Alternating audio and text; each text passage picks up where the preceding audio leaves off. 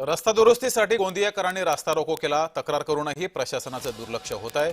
त्यामुळे 7 दिवसात रस्ता दुरुस्त करा अशी मागणी संतप्त नागरिकांनी केली आहे। अन्यथा आमरण उपोषणाचा इशारा दिला आहे।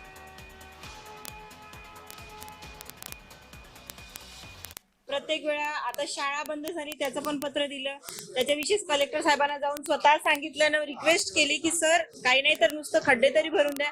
पण कलेक्टर साहेबांचं या रोड विषयी किंवा याचे काही घेणं देणं नाही असं त्यांचं वागणूक आहे त्यांची।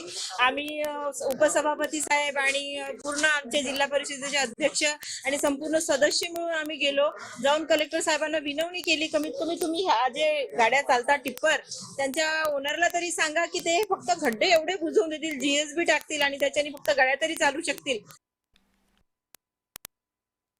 रस्त्यात आणि रस्ता खड्ड्यात विलीन झालेला आहे, चिखलमय झालेला आहे। इथून येणारे प्रवासी किंवा गावकरी किंवा शाळेकरी विद्यार्थिनी ह्या शाळेत येताना इथं वारंवार अपघात होत आहेत, कारण खड्डेमय रस्ता झालेला आहे त्यामुळे।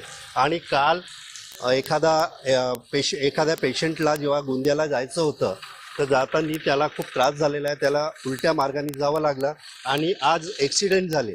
आणि वारंवार सूचना केल्या तरी शासन याकडे लक्ष देत नाही आहे, तरी तर हा चक्काजाम करण्यात आलेला आहे।